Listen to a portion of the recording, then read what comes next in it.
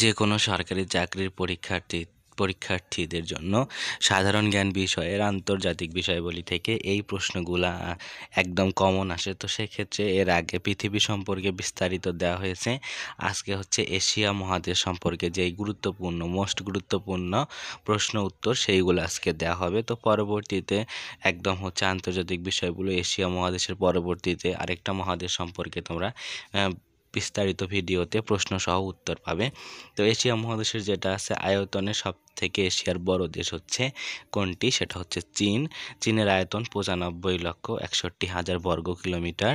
তো আয়তনে এশিয়ার সবচেয়ে বড় দেশ হচ্ছে চীন। তারপর হচ্ছে আয়তনে এশিয়ার ছোট দেশ হচ্ছে মালদ্বীপ। সচরাচর ছোট দেশ হিসেবে মালদ্বীপ হচ্ছে একমাত্র দেশ, ছোট দেশ এশিয়ার। জনসংখ্যায় এশিয়ার বড় দেশ হচ্ছে কোনটি? ভারত। জনসংখ্যায় এশিয়ার ছোট দেশ হচ্ছে মালদ্বীপ। যেহেতু হচ্ছে এটার আয়তনও কম, তাই হচ্ছে এটার জনসংখ্যাও কম। এশিয়া তথা পৃথিবীর বৃহত্তম হ্রদ, এখানে একটা প্রশ্ন বলি, যেখানে হচ্ছে এশিয়ার কথা বলছে, এশিয়া এবং পৃথিবী, যদি পৃথিবীর বৃহত্তম হ্রদের কথা আসে তাহলে হচ্ছে ওটা ক্যাম্পিয়ান সাগর, আর যদি হচ্ছে এশিয়ার কথা যদি আসে তাহলে সেটাও ক্যাম্পিয়ান সাগর। তো এটা একটা বিষয়। তারপর এশিয়া তথা পৃথিবীর গভীরতম হ্রদ কোনটি? পৃথিবীর গভীরতম হ্রদ হচ্ছে বৈকাল হ্রদ, যেটা এশিয়াতে অবস্থিত। তো এশিয়াতে অবস্থিত পৃথিবীর গভীরতম হ্রদ হচ্ছে বৈকাল হ্রদ, এর গভীরতম ১৬২০ মিটার। তারপর এশিয়ায় দীর্ঘতম নদী কোনটি? এটা অনেকবার অনেক পরীক্ষাতে আসছে।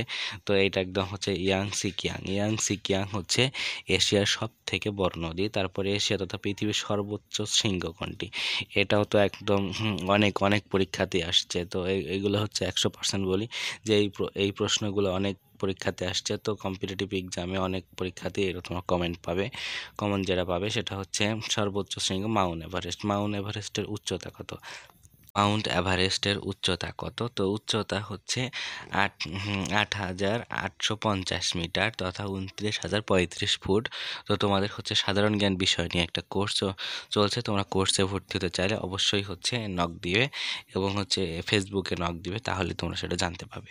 তো এশিয়া মহাদেশের মধ্য দিয়ে কোন রেখা গিয়েছে? এশিয়া মহাদেশের মধ্য দিয়ে ৯০ ডিগ্রি দ্রাঘিমা রেখা গেছে। তো এখানে হচ্ছে তারপর হচ্ছে কি লোহিত সাগর ও সুয়েজ খাল এশিয়াকে বিচ্ছিন্ন করেছে কোন মহাদেশ থেকে? তো এখানে একটা কথা বলি যে লোহিত সাগর এবং সুয়েজ খাল এটা হচ্ছে আফ্রিকা মহাদেশ থেকে এশিয়া মহাদেশকে বিচ্ছিন্ন করেছে। এই দুইটা হচ্ছে একটা হচ্ছে সাগর, একটা হচ্ছে খাল। তো এইটা মনে রাখতে হবে।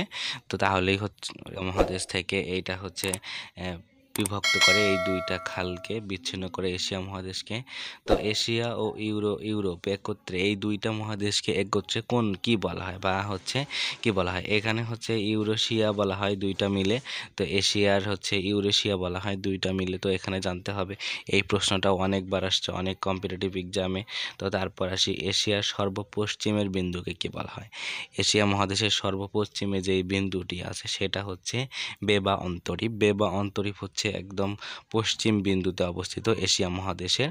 তো আসলে এশিয়া মহাদেশের পশ্চিম পূর্ব সবই আসলে এখানে জানতে হবে যে পূর্ব দিকে কি আছে, তারপর হচ্ছে দক্ষিণ দিকে কি আছে, উত্তর দিকে কি আছে। তো তারপর হচ্ছে চীনের দুঃখ বলা হয় কোন নদীকে? এখানে একটা কথা, চীনের দুঃখ বলা হয় কোন নদীকে? হোয়াংহো নদীকে। এই প্রশ্নটা অনেকবার আসছে দেখছি, যেটাতে একদম হচ্ছে বিশেষ করে শিক্ষক নিবন্ধন, তারপর হচ্ছে কয়েকটা বিসিএসে এই প্রশ্নগুলো আসছে। তারপর পৃথিবীর শীতলতম স্থান কোনটি?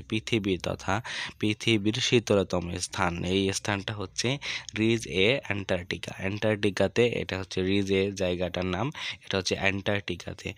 তারপর হচ্ছে পৃথিবীর উষ্ণতম স্থান, পৃথিবীর সব থেকে গরম জায়গা কোনটি? সেটা হচ্ছে আজিজিয়া লিবিয়াতে। এটা লিবিয়াতে সব থেকে পৃথিবীর উষ্ণতম স্থান, সেটার নাম হচ্ছে আজিজিয়া।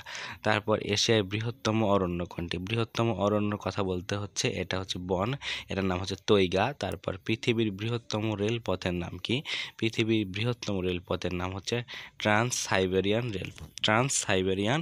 রেলপথ। তারপর এশিয়ার বৃহত্তম মরুভূমি কোনটি? এশিয়া মহাদেশের বৃহত্তম মরুভূমি হচ্ছে গোঠি মরুভূমি। তারপর এশিয়া মহাদেশের একমাত্র খ্রিস্টান রাষ্ট্র কোনটি? সেটা হচ্ছে ফিলিপাইন। এশিয়া মহাদেশের একমাত্র খ্রিস্টান খ্রিস্টান রাষ্ট্র ফিলিপাইন। এশিয়ার একমাত্র বৌদ্ধ রাষ্ট্র কোনটি? এখানে এশিয়া মহাদেশের খ্রিস্টান বৌদ্ধ সাধারণত হিন্দু মুসলিম আসে না, তো বৌদ্ধ এটা হচ্ছে শ্রীলঙ্কা। তারপর এশিয়ার বৃহত্তম সাগর হচ্ছে দক্ষিণ চীন সাগর। পৃথিবীর কোন শহরটি দুটি মহাদেশে পড়েছে? ইস্তানবুল শহরটি দুটি মহাদেশে পড়েছে। এশিয়া মহাদেশের মোট কতটি দেশ আছে? এখানে একটা কথা বলি যে এশিয়া মহাদেশের মোট দেশ আছে হচ্ছে 46টি। এশিয়া মহাদেশে মোট কতটি স্বাধীন দেশ আছে? 44টি স্বাধীন দেশ আছে। তো এখানে স্বাধীন দেশ এবং মোট দেশের কথার মধ্যে একটু পার্থক্য আছে, তো এইটা দেখবে। তো এশিয়া মহাদেশের কোন কোন দেশে স্বাধীন রাষ্ট্রের মর্যাদা পেলেও স্বাধীন নয়? এখানে আবার বলছে স্বাধীন রাষ্ট্রের মর্যাদা পেলেও স্বাধীন নয়, সেটা হচ্ছে ফিলিস্তিন এবং হচ্ছে তাইওয়ান। এই প্রশ্নগুলোর মধ্যে থেকে একদম হচ্ছে কম্পিটিটিভ প্রশ্ন, তো প্রশ্ন বুঝে উত্তর দিতে হবে। তো পরবর্তীতে জিকে সম্পর্কে তোমরা জানতে পাবে, সেই জন্য অবশ্যই সাবস্ক্রাইব করে পাশে থাকা বেল আইকনটি ক্লিক করে রাখো। আজকে এ পর্যন্তই, এতক্ষণ সাথে থাকার জন্য ধন্যবাদ।